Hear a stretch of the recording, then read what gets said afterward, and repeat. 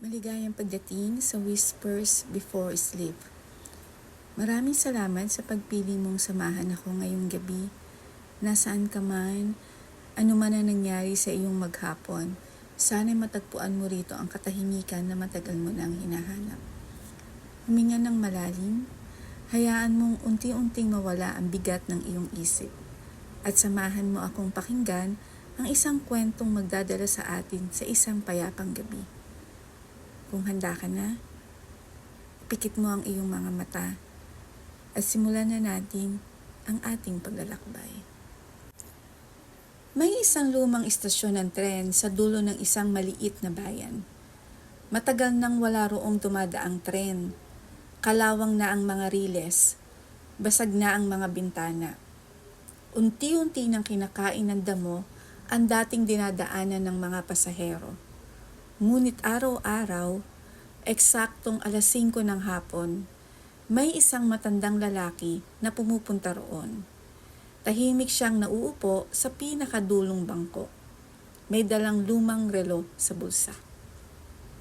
At habang pinagmamasdan ang walang lamang riles, para bang may hinihintay pa rin siyang tren na alam niyang hindi na darating. Hindi alam ng mga tao kung bakit. Hindi rin nila alam na ang hinihintay ng matanda ay hindi tren, kundi kapatawaran.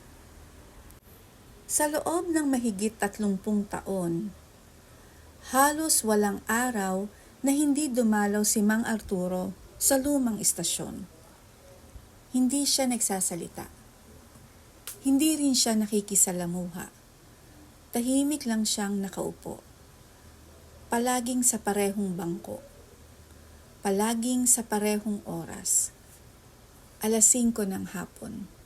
Sa una, inakala ng mga tao na baka may hinihintay siyang kamag-anak. Ngunit lumipas ang mga taon. Walang dumating. Ang mga batang dati naglalaro sa paligid ay nagkaroon na rin ng sariling pamilya. Nagbago ang buong bayan.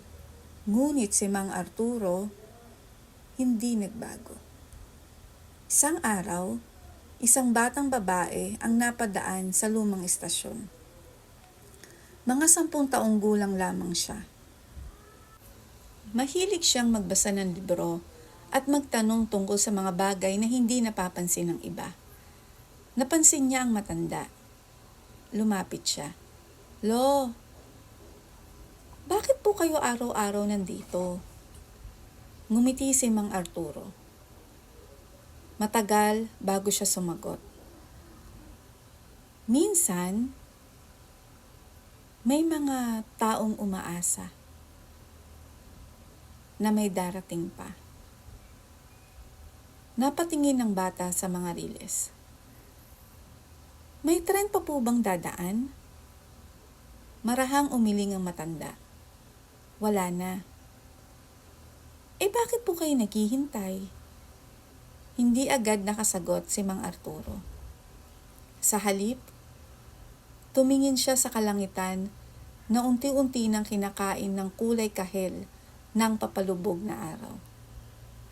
Pagkatapos ay mahina niyang sinabi, "Hindi tren ang hinihintay ko, kundi lakas ng loob."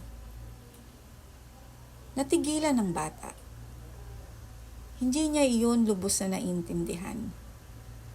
Ngunit may kung anong lungkot sa mga mata ng matanda na hindi niya makalimutan. Mula noon, araw-araw na rin siyang dumadaan sa lumang istasyon. Hindi para magtanong, kundi para samahan ang isang taong tila matagal nang nag-iisa. Kinabukasan, muling bumalik ang batang babae sa lumang istasyon. May dala siyang maliit na supot. Lumapit siya kay Mang Arturo. "Lo, inihanda po ito ni Mama."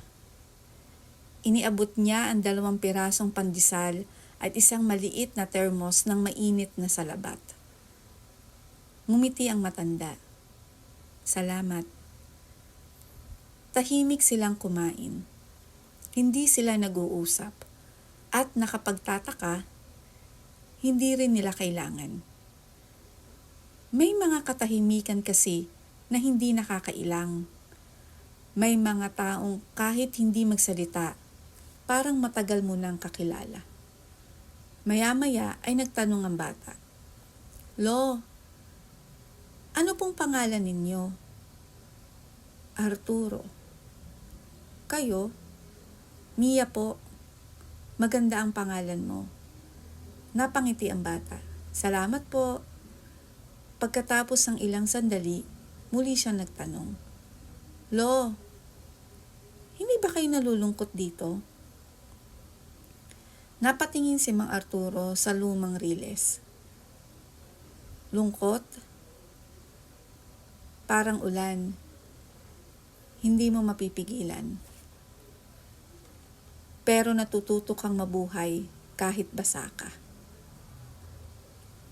Tahimik na nakinig si Mia. Hindi niya lubos na nauunawaan ang sinabi ng matanda. Ngunit naramdaman niyang may lalim ang bawat salita nito. Mula noon, araw-araw na silang nagkikita. Minsan ay may dala si Mia na biskwit. Minsan naman ay sariling tanim na mangga. At minsan, kwento lang. Unti-unting napansin ng mga taga-bayan. Ngumingiti na si Mang Arturo. Sa unang pagkakataon, matapos ang maraming taon, may naririnig ng mahinang tawa mula sa lumang istasyon.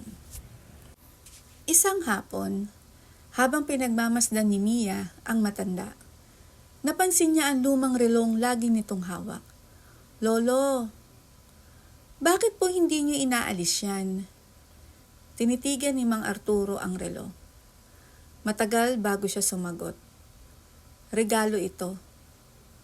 Sa taong pinakamahal ko." Natahimik si Mia. Nasaan na po siya? Napabuntong hininga ang matanda. "Hindi ko na alam." Makalipas ang ilang sandali, marahan niyang sinabi ang lihim na matagal na niyang kinikimkim. Maraming taon na ang nakalipas. May anak siyang lalaki. Masipag, matalino, ngunit puno rin ng pangarap. Nagkaroon sila ng matinding pagtatalo. Sa galit, nasabi ni Mang Arturo ang mga salitang habang buhay niyang pinagsisihan. "Kung aalis ka, huwag ka nang babalik." At umalis nga ang kanyang anak. Hindi na siya muling nakita. Hindi niya alam kung saan napunta. Hindi niya alam kung buhay pa ba ito. Sa araw ding iyon, eksaktong 5:00 ng hapon, umalis ang huling tren. At simula noon, araw-araw na siyang bumabalik sa istasyon. Hindi dahil umaasa siyang may tren, kundi dahil umaasa siyang baka isang araw may bumalik. Tahimik na tumulo ang luha ni Mia.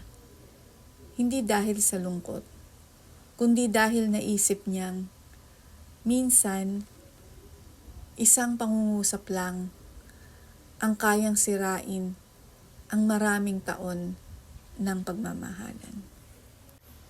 Kinagabihan, hindi mapakali si Mia. Paulit-ulit niyang iniisip ang kwento ni Mang Arturo. Kinabukasan, may dala siyang puting sobre. "Lo, ano po kung sulatan ninyo siya?" Napangiti ang matanda. "Hindi ko alam kung saan ipapadala." "Hindi bale po. Minsan, hindi kailangan makarating. Ang mahalaga, nasabi ninyo." Tahimik na umupo si Mang Arturo.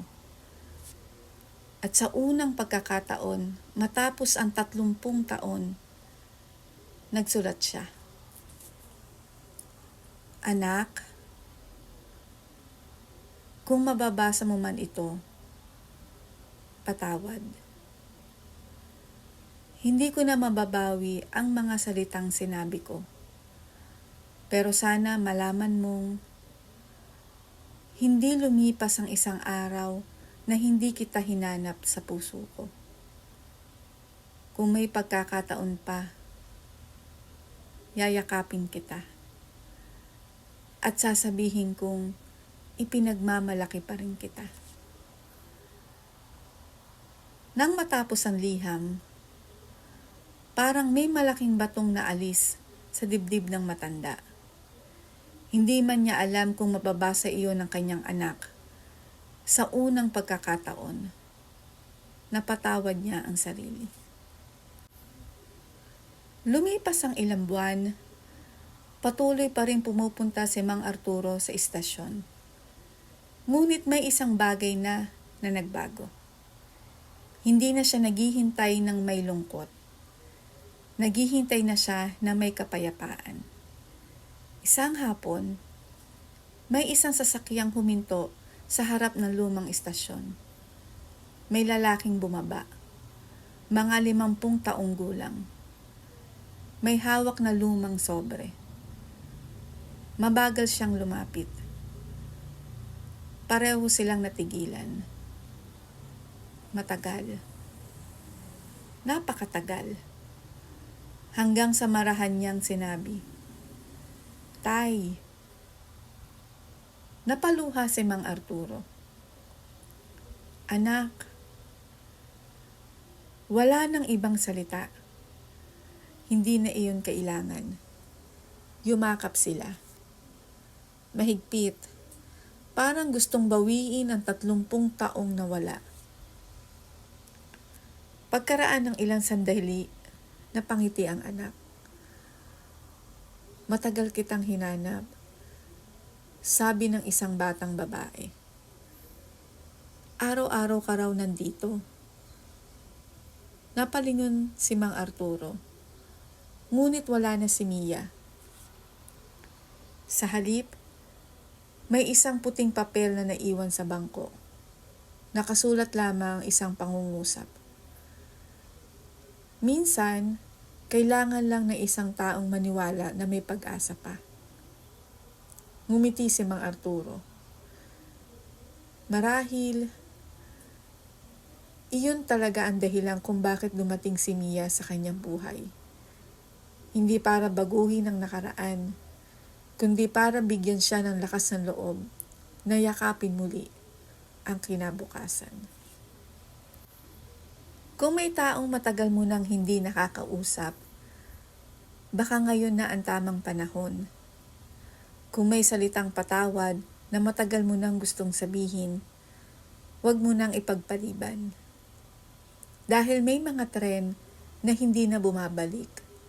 Ngunit ang pagmamahal, kapag tunay, palaging nakakahanap ng daan pauwi.